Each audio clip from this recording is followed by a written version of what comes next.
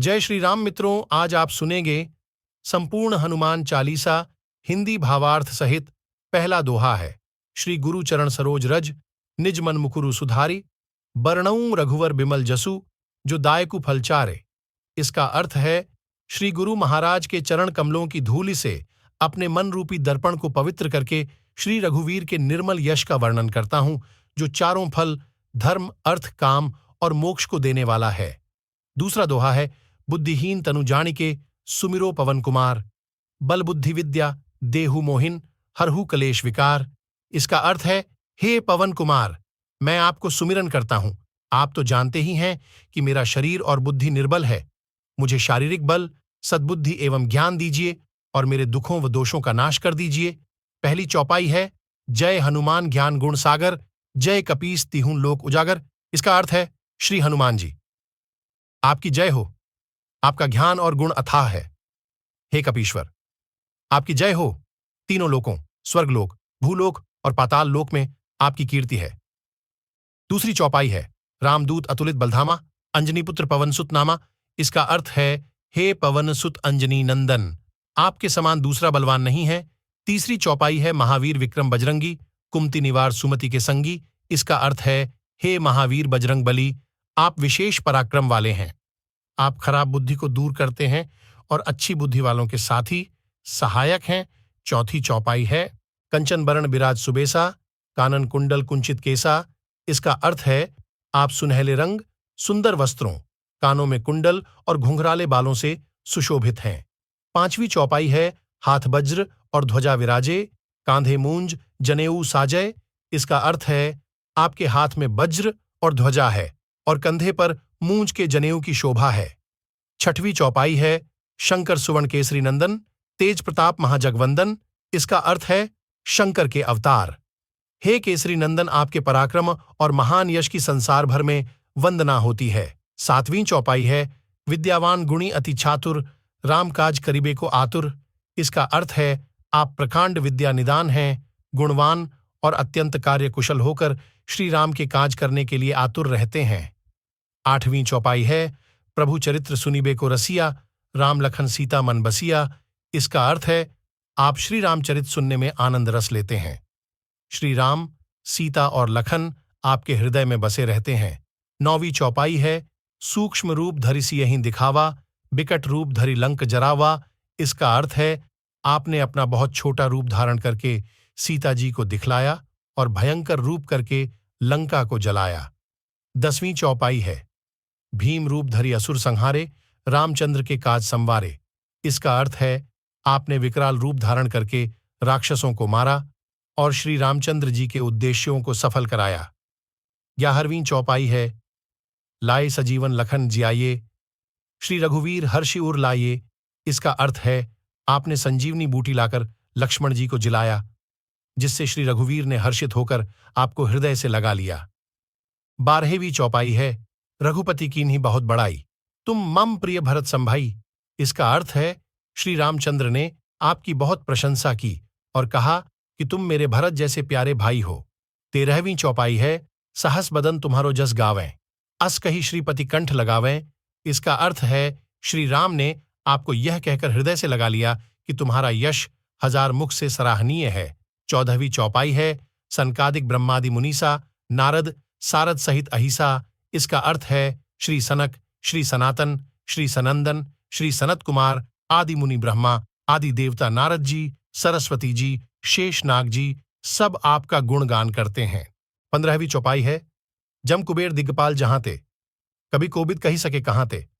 इसका अर्थ है, यमराज, कुबेर आदि सब दिशाओं के रक्षक, कवि विद्वान, पंडित या कोई भी आपके यश का पूर्णतः वर्णन नहीं कर सकते। 16वीं चौपाई है, तुम उपकार सुग्रीव ही कीन्हा, राम मिलाए राजपद दीन्हा। इसका अर्थ है, आपने सुग्रीव जी को श्री राम से मिलाकर उपकार किया, जिसके कारण वे राजा बने। 17वीं चौपाई है, तुम्हारो मंत्र विभीषण माना, लंकेश्वर भय सब जग जाना। इसका अर्थ है, आपके उपदेश का विभीषण जी ने पालन किया, जिससे वे लंका के राजा बने। इसको सब संसार जानता है। 18वीं चौपाई है, जुग सहस्त्र जोजन पर भानु, लीलियो ताहि मधुर फल जानू। 18 इसका अर्थ है, जो सूर्य इतने योजन दूरी पर है कि उस पर पहुंचने के लिए 1000 युग लगे। 2000 योजन की दूरी पर स्थित सूर्य को आपने एक मीठा फल समझकर निगल लिया। 19वीं चौपाई है, प्रभु मुद्रिका मेली मुख माही, जलधि लांघी गए अचरज नाही। इसका अर्थ है, आपने श्री रामचंद्र जी की अंगूठी मुंह में रखकर समुद्र को लांघ लिया। इसमें कोई आश्चर्य नहीं है। 20वीं चौपाई है, दुर्गम काज जगत के जेते, सुगम अनुग्रह तुम्हारे तेते। इसका अर्थ है, संसार में जितने भी कठिन से कठिन काम हो, वो आपकी कृपा से सहज हो जाते हैं। राम दुआरे तुम रखवारे, होत न आज्ञा बिनु पैसारे। 21वीं चौपाई है। इसका अर्थ है, श्री रामचंद्र जी के द्वार के आप रखवाले हैं, जिसमें आपकी आज्ञा बिना किसी को प्रवेश नहीं मिलता, अर्थात आपकी प्रसन्नता के बिना राम कृपा दुर्लभ है। 22वीं चौपाई है, सब सुख लहे तुम्हारी सरना, तुम रक्षक काहू को डरना। इसका अर्थ है, जो भी आपकी शरण में आते हैं, उस सभी को आनंद प्राप्त होता है, और जब आप रक्षक हैं तो फिर किसी का डर नहीं रहता। 23वीं चौपाई है, आपन तेज सम्हारो आपे, तीनों लोक हाँकते कांपे। इसका अर्थ है, आपके सिवाय आपके वेग को कोई नहीं रोक सकता। आपकी गर्जना से तीनों लोग कांप जाते हैं। 24वीं चौपाई है, भूत पिशाच निकट नहीं आवे, महावीर जब नाम सुनावे। इसका अर्थ है, जहां महावीर हनुमान जी का नाम सुनाया जाता है, वहां भूत पिशाच पास भी नहीं फटक सकते। 25वीं चौपाई है, नासै रोग हरै सब पीरा, जपत निरंतर हनुमत बीरा। इसका अर्थ है, वीर हनुमान जी, आपका निरंतर जप करने से सब रोग चले जाते हैं और सब पीड़ा मिट जाती है। 26वीं चौपाई है, संकट ते हनुमान छुड़ावै, मन क्रम वचन ध्यान जो लावै। इसका अर्थ है, हे हनुमान जी, विचार करने में, कर्म करने में और बोलने में जिनका ध्यान आप में रहता है, उनको सब संकटों से आप छुड़ाते हैं। 27वीं चौपाई है, सब पर राम तपस्वी राजा, तिनके काज सकल तुम साझा। इसका अर्थ है, तपस्वी राजा श्री रामचंद्र जी सबसे श्रेष्ठ हैं, उनके सब कार्यों को आपने सहज में कर दिया। 28वीं चौपाई है, और मनोरथ जो कोई लावे, सोई अमित जीवन फल पावे। इसका अर्थ है, जिस पर आपकी कृपा हो, वह कोई भी अभिलाषा करें तो उसे ऐसा फल मिलता है जिसकी जीवन में कोई सीमा नहीं होती। 29वीं चौपाई है, चारों जुग प्रताप तुम्हारा, है प्रसिद्ध जगत उजियारा। इसका अर्थ है, चारों युगों सतयुग, त्रेता, द्वापर तथा कलयुग में आपका यश फैला हुआ है।